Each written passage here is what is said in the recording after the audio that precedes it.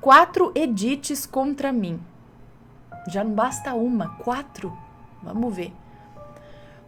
E eu já falo o seguinte, se eu ver que tá ficando confuso, que nem aqueles outros lá, eu vou parar, tá? Eu vou parar porque aí começa a ficar confuso pra todo mundo, não é mesmo? As pessoas agradecem, eu vou parar de ler.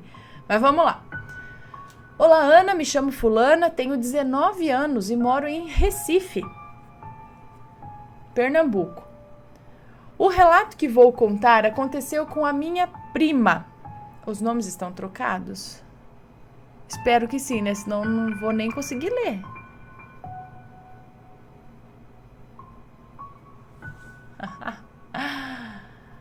Peraí. Ela não falou nada que os nomes estão trocados. Bom. Tá, todos os nomes já foram trocados, achei. Bom, o relato que vou contar aconteceu com a minha prima fulana.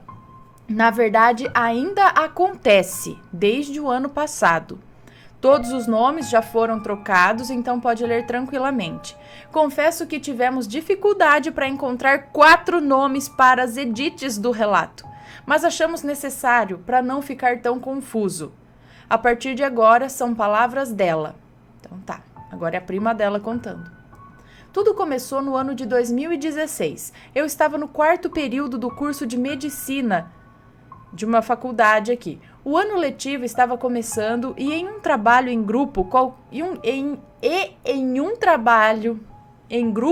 qualquer, acabei conhecendo um rapaz que aqui vou chamar de Arthur.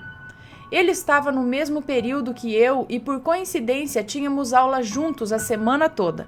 Acabamos nos aproximando e nos tornamos amigos. Ele tinha namorada, por isso no começo a nossa relação era somente de amizade. Porém, quando nos conhecemos, o namoro dele já estava em ruínas, só esperando um vento para derrubar tudo. Já tinha terminado várias vezes e sempre acabava voltando. E ele dizia que nunca a amou, mas não conseguia se separar dela. Na época eu achava que ele apenas não queria que eu me sentisse culpada pelo término, já que ele gostava de mim. Porém, hoje eu sei que isso acontecia porque essa namorada, que é uma das edites, fez uma amarração para que ele não largasse ela. Vou chamá-la aqui de Beatriz. Beatriz era uma moça de origem humilde. Tinha a minha idade, 20 anos na época, hoje 22, sendo apenas alguns meses mais velha. Ela e Arthur se conheceram no ensino médio, começaram a namorar nessa época e as pessoas achavam um casal lindo. Porém, os amigos mais próximos viam o sofrimento que ele passava, pelas agressões físicas, verbais e até psicológicas. Ninguém sabia explicar como eles ainda estavam juntos, principalmente por ele sempre dizer que não gostava dela. Chamavam ele de trouxa, pau-mandado, burro e mais outros termos de baixo calão. Assim passaram-se 4 anos. Arthur começou a faculdade e Beatriz ingressou exatamente um ano depois. Ele conta que o desempenho dela no Enem foi péssimo. Era impossível entrar em qualquer faculdade que fosse com aquela nota. Porém, algumas semanas depois, lá estava ela no campus, pronta para ingressar no curso de psicologia. Ele a questionou como que ela conseguiu uma vaga e ela disse simplesmente que a mãe ajudou. Pois bem, passados alguns meses, eles terminaram novamente. Ele ficou bastante triste nesse tempo, mas conseguiu seguir em frente. Ela tentou voltar várias vezes, mas ele resistiu, e assim acabou o ano letivo. Moramos na mesma cidade, porém em bairros afastados, e ele trabalhava, por isso não nos vimos tanto nas férias. Eu tinha medo deles voltarem enquanto estávamos afastados. Não por eu estar gostando dele, mas sim porque eu não queria mais que ele sofresse daquele jeito. Ana, para você ter uma ideia, ela já chegou a tentar jogar óleo quente no Arthur enquanto cozinhava, apagar cigarros no braço dele, correr atrás dele com uma faca de cozinha e ameaçar jogá-lo do prédio da faculdade caso ele a deixasse. Orava muito para que ele ficasse bem e ficasse longe dela. Eu sou espírita kardecista, mas fazia algum tempo que eu não ia ao centro. Então aproveitei as férias para melhorar a minha espiritualidade e voltei a frequentar. Eu gostaria de deixar claro que sempre tentei praticar apenas o bem, mesmo antes de virar espírita, pois acredito muito na lei do retorno. Então, pedia que ele se separasse dela mesmo que fosse para ficar sozinho ou com outra pessoa qualquer, desde que fosse uma pessoa boa para ele, é claro. Assim que eu cheguei no centro, a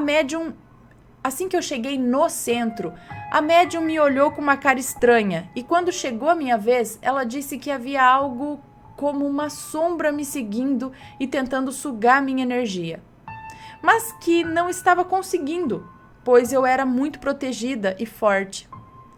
Me contou também que uma tal de Lúcia havia feito um trabalho para que a filha prendesse um certo rapaz. Lúcia é o nome da mãe da Beatriz e é a segunda Edith desse relato. O trabalho estava dando certo, de acordo com a médium. O trabalho estava dando certo de acordo com a médium, porém o amor entre nós dois era verdadeiro e as minhas orações sinceras para que ele ficasse bem acabaram enfraquecendo a magia negra, porém não quebrando o feitiço. Esse trabalho foi feito em cemitério e para desfazê-lo eu teria que ir em um cemitério e fazer algumas coisas, que não vou citar aqui. A médium disse também que depois que eu fizesse essas coisas, eles não iriam mais voltar, pois só o que os mantinha juntos era essa amarração.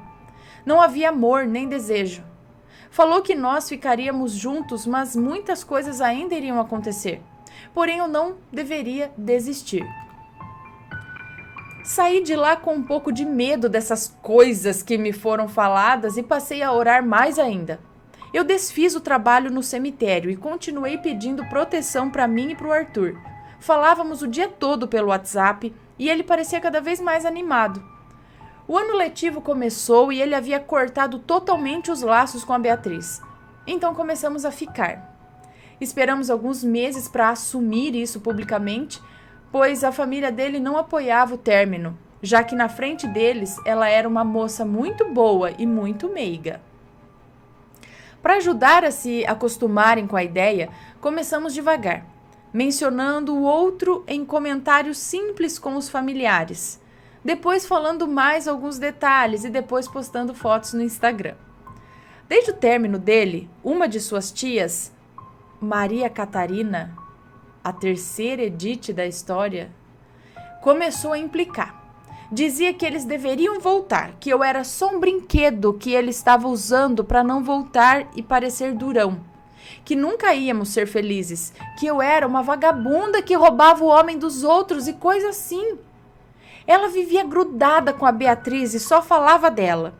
Até convidou para passar as festas de fim de ano na casa da mãe dela, Edith, a avó do Arthur. Nossa, mais uma. Claro que... Outra? Seria a quarta essa? Claro que ele ficou com raiva, mas quanto mais ele reclamava, mais ela fazia isso. Natal, Ano Novo, casamentos da família, aniversários, viagens em família, tudo ela chamava Beatriz. Até convidou ela e o Arthur para passarem um final de semana com ela e o marido em Maceió. Mas quando ele soube que a ex também iria, ele recusou na hora o convite. A tia insistiu, dizendo que já tinha até reservado um quarto de hotel para os dois. Ana, como pode isso? Ela sabia que eles tinham terminado, que ele estava com outra, e mesmo assim faz uma coisa dessas? E a menina não tinha nem um pingo de noção ou amor próprio para perceber que ele não queria mais nada? Nós dois quase explodimos de raiva com essas coisas. Principalmente depois que descobrimos que, apesar de Maria Catarina ser a que mais queria juntar os dois, quem estava por trás de tudo era a mãe dela, Edith. Ela que sugeria que a convidassem para todos esses eventos porque dizia que a Beatriz estava triste com o término e ela sentia pena da ex-namorada do neto. A minha sogra, que aqui vou chamar de Elizabeth, não gostou de mim no começo, pois para ela o término dele com uma moça tão boa quanto a Beatriz era culpa minha. Porém, depois que ela viu o que a mãe dela fez, Porém, depois que ela viu que a mãe dela fez, a irmã, a ex-nora e a mãe dessa última, e a mãe da ex-nora estavam fazendo, ela mudou de ideia e percebeu que a moça não era assim tão boa quanto todos achavam, não. Elizabeth brigou várias vezes com a mãe, Edith, e com a irmã, Maria Catarina, para que elas parassem com esse inferno, pois estava atrapalhando a felicidade do filho dela, que era o que mais importava. Maria Catarina e Edith batiam o pé dizendo que eu não era boa o suficiente para o Arthur, que não era uma moça direita, que não era de Deus, que eu mexia com coisas do capeta e postava coisas satânicas no Facebook. Essa parte era porque eu tenho o costume de postar frases de músicas de bandas de rock e fotos com camisetas delas nas redes sociais. Elizabeth, por sua vez, rebatia dizendo que eu poderia ser o que fosse, mas estava fazendo o filho dela feliz e era só isso que ela queria. Que ele estava bem e que depois de mim ele passou a frequentar a igreja com ela, coisa que ele não fazia quando estava com a ex. Tá. Agora vocês devem estar se perguntando onde é que está o sobrenatural disso. Parece só uma briga de família e uma ex que não aceita o término. Pois bem. Alguns meses depois resolvemos oficializar o namoro. Ele me levou para jantar, depois ao cinema e comprou um buquê de flores enorme para mim. Coisa que ele nunca tinha feito para nenhuma namorada antes, muito menos para Beatriz. Quando as Ediths descobriram isso, quase surtaram. Beatriz começou a postar fotos antigas dos dois no Instagram para insinuar que eles ainda estavam juntos. Porém, a essa altura, todos já sabiam que ela estava fazendo aquilo por desespero e só tinham pena ou raiva dela.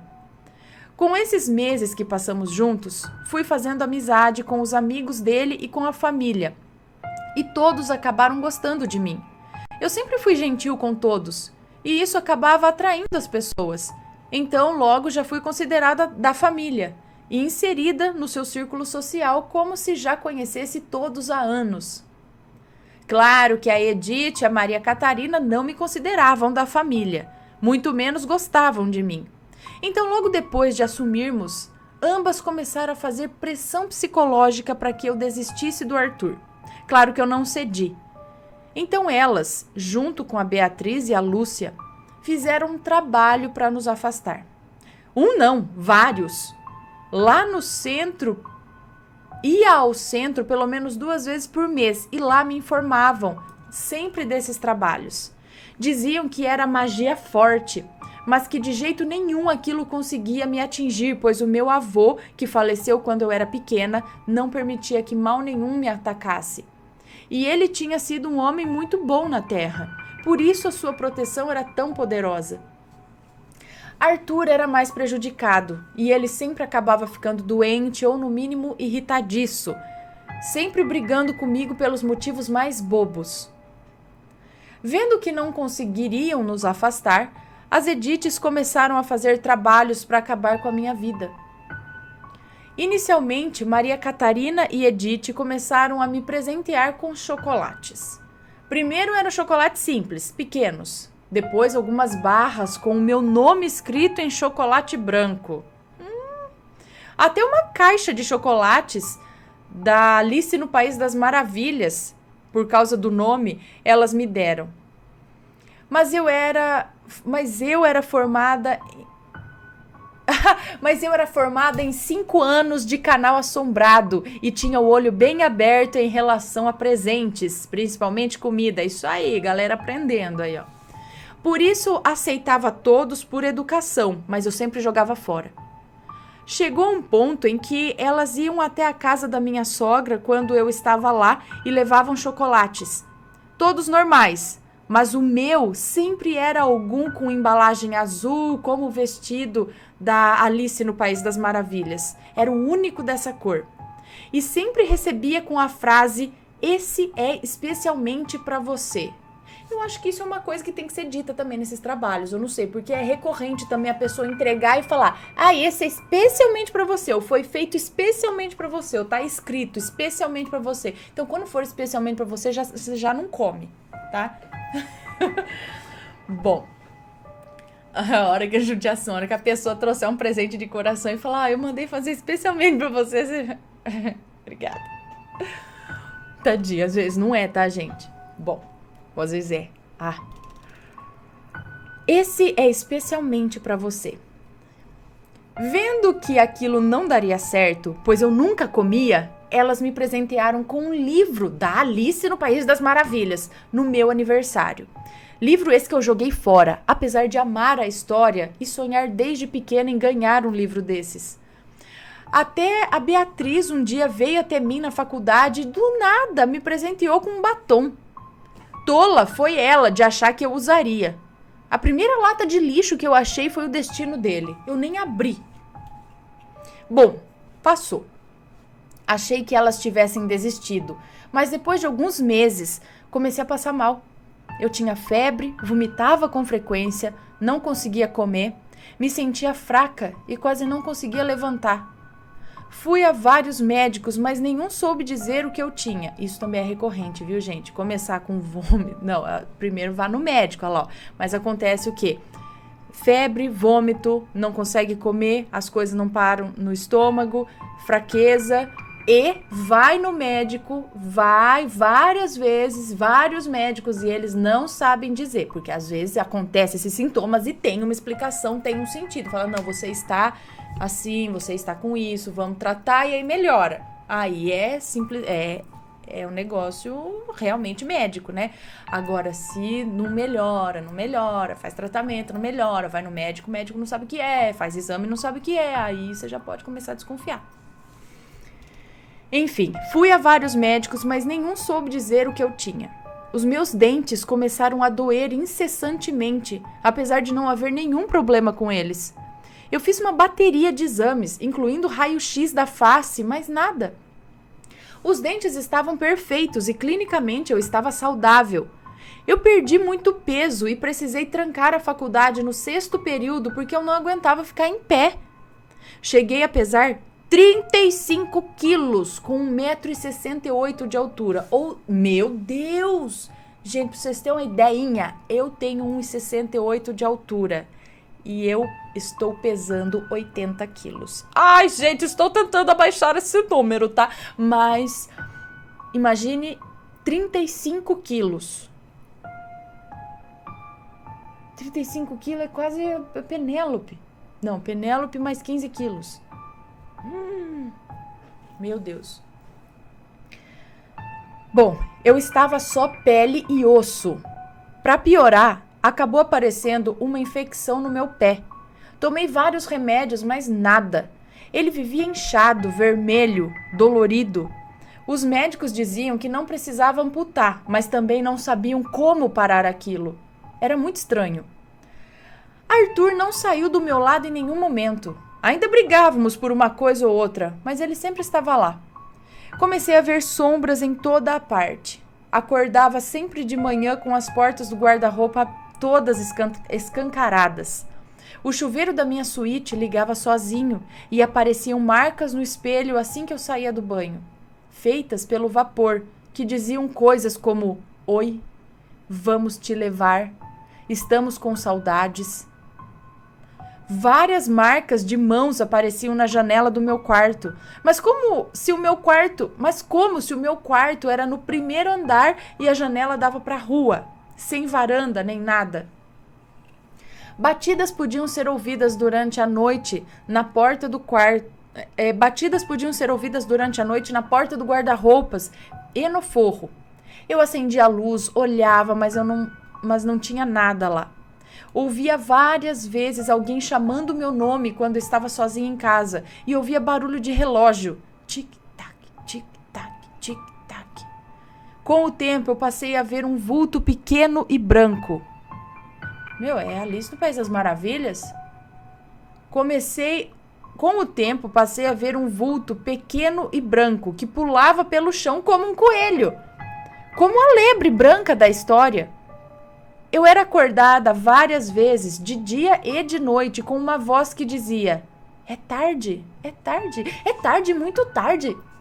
Não, é tarde, é tarde. Eu tive certeza que tudo era mandado especialmente para mim, pois eram coisas ligadas ao livro do Lewis Carroll, no qual a protagonista tinha o mesmo nome que eu, Alice. Mas comecei a enlouquecer de verdade quando uma madrugada abri os olhos e vi uma sombra bem em cima de mim, quase encostando no meu rosto, e fiquei com a tal paralisia do sono. Esse ser era negro, mais escuro que o escuro, e tinha olhos de um vermelho muito vivo, além de dentes muito brancos e pontiagudos. Eu comecei a sentir falta de ar, e logo ele abriu a boca e deu um grito horrendo, dizendo: "Se mata!" Até hoje eu me arrepio quando eu lembro. Desse dia em diante, além das vozes que me chamavam, do tic-tac do relógio, do "é tarde" e das batidas, passei a ouvir várias vozes diferentes dizendo para eu me matar, além dos escritos no espelho que passaram a dizer isso também. Como se não bastasse, toda noite passei a receber uma visita. Era um palhaço de aspecto tenebroso. Diariamente eu acordava, então todos os dias, toda noite eu acordava na madrugada paralisada, e ele entrava no meu quarto atravessando a porta com seu sorriso maligno e olhos sem íris. Ele saltitava, andava pelas paredes, pelo teto, debaixo da cama, ria alto e dava gritos assustadores. Ele corria para pular em cima de mim e parava no último segundo, mas sempre aparecia uma luz branca atrás de mim que iluminava todo o quarto, e aí eu apagava. O tempo todo me sentia observada. Foi assim por quase 3 meses, e eu estava a ponto de enlouquecer. O Arthur sempre sugeria que eu fosse ao psiquiatra, mas no fundo eu sabia que não era nada, que nenhum médico podia me ajudar. No dia 3 de abril de 2018, eu estava no meu quarto sentindo dor, como sempre, e acabei apagando. Acordei no hospital 1 mês depois. Sim, eu havia entrado em coma e ficado entre a vida e a morte por exatos 30 dias. Quer dizer, eu estava acordada, mas o meu corpo não. É difícil explicar, mas eu tive várias experiências fora do corpo durante esse período. Na primeira, eu abri os olhos e levantei, mas quando olhei para trás, meu corpo estava ali, deitado numa dessas camisolas de hospital. Comecei a andar pelos corredores e logo abri a porta de uma das salas, já que não havia saída. Assim que abri, me vi dentro de um cemitério, e nele estavam 2 mulheres, que eu não reconheci. Elas estavam agachadas no meio do cemitério e, julgando pelos ossos, fios de cabelo e velas pretas, elas não estavam fazendo coisa boa. De repente, tudo sumiu e eu apaguei. Quando acordei, novamente estava fora do corpo, e dessa vez estava no centro de um círculo de pessoas vestidas de branco que cantavam coisas que eu não entendia, e entre elas estava Lúcia e Beatriz. Muito tempo depois, as canções pararam e as 2 se sentaram na frente de um homem de aproximadamente 40 anos, que lhes fez várias perguntas sobre o que elas queriam e o que podiam oferecer. E pasmem, elas queriam que o meu namorado voltasse com a Beatriz e que para isso elas iriam oferecer a minha alma. Eu fiquei paralisada ao ouvir isso e o homem apenas riu com sarcasmo e disse: "Vocês já me pediram isso, não lembram? Eu passei dias tentando tirar alguma coisa, mas ela nem percebeu a minha presença. Aquele velho não me deixa tocar nela. Só estão me fazendo perder meu tempo." Nisso, ele começou a gritar com elas e dizer que levaria as 2 com ele.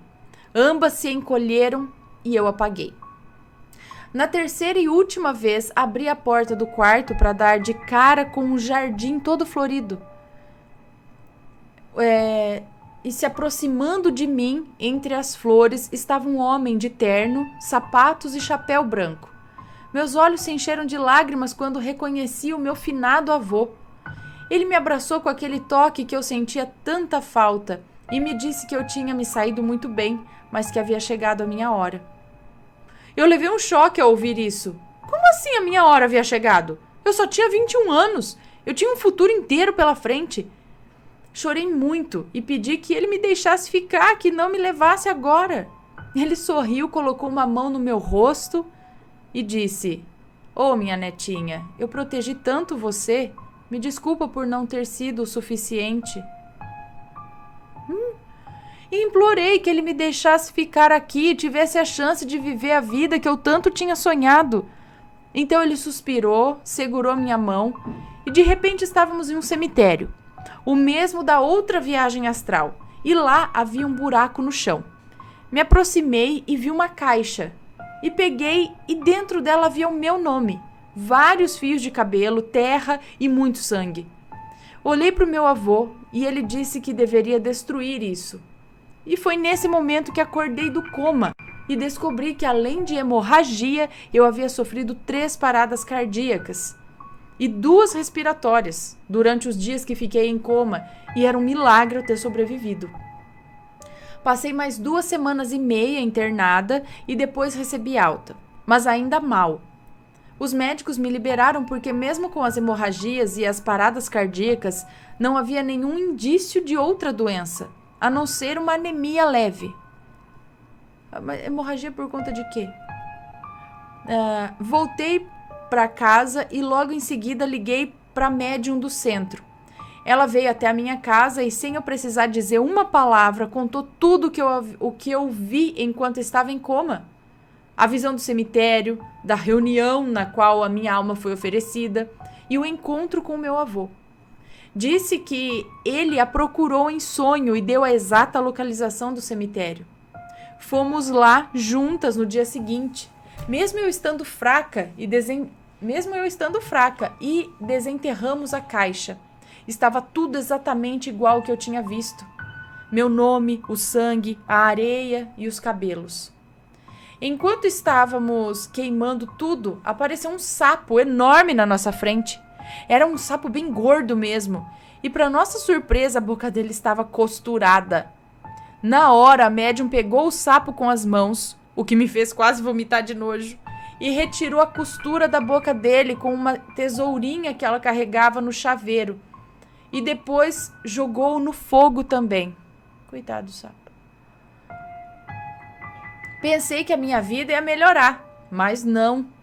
Até melhorei de saúde, mas um dia, voltando do centro de carro, eu vi um caminhão vindo para cima de mim e, para desviar, acabei batendo na mureta de proteção da pista. Eu fui para o hospital, mas só tive alguns arranhões. O motorista jurou que não havia visto o meu carro vindo na direção dele. Por isso, não desviou e nem reduziu a velocidade. E, de acordo com os testes feitos, ele não estava bêbado nem tinha usado nenhuma droga. Maria Catarina foi me visitar nessa noite que passei no hospital. E sabe o que ela disse, Ana? Disse que estava triste, pois esperava uma notícia de morte. E que estava ansiosa para isso. Não acredito que falou isso.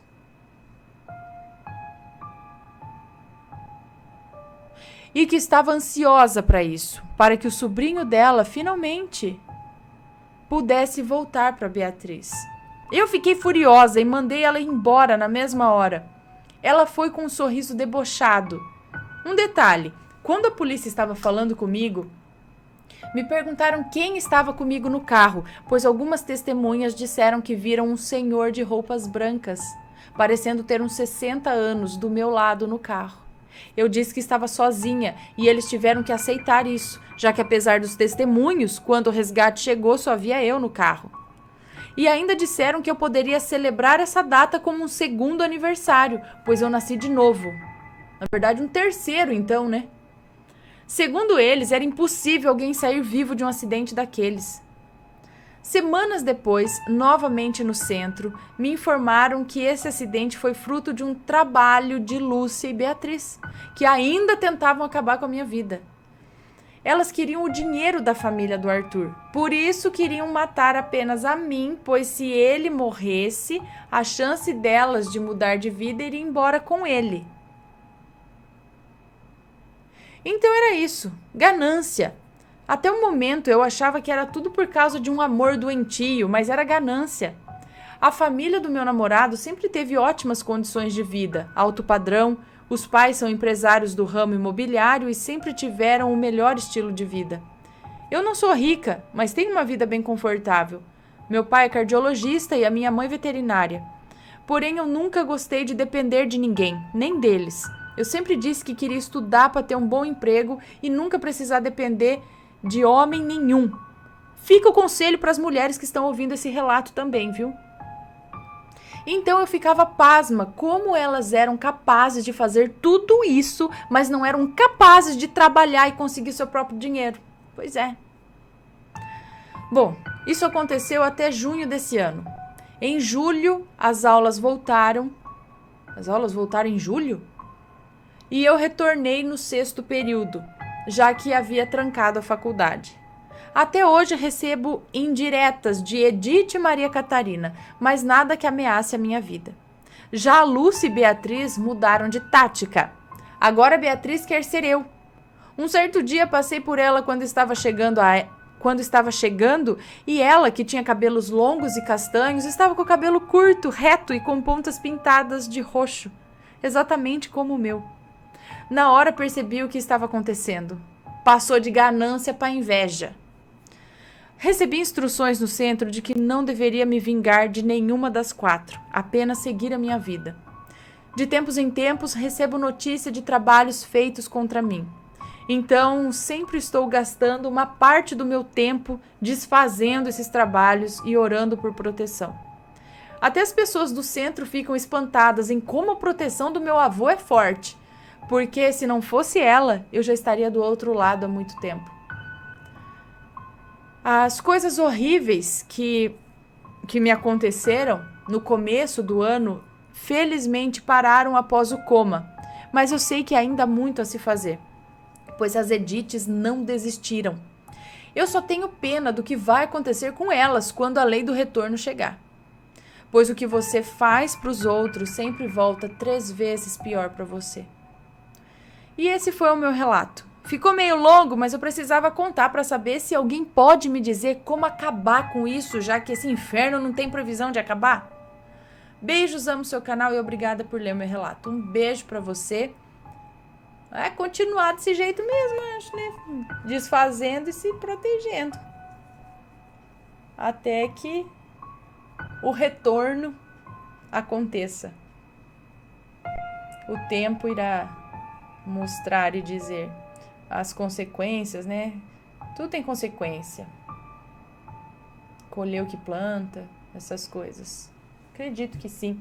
Eita, coçando minhas costas. Ah, gente ruim. Né? Como a pessoa fica vidrada ali numa coisa, né? Por que não segue a vida?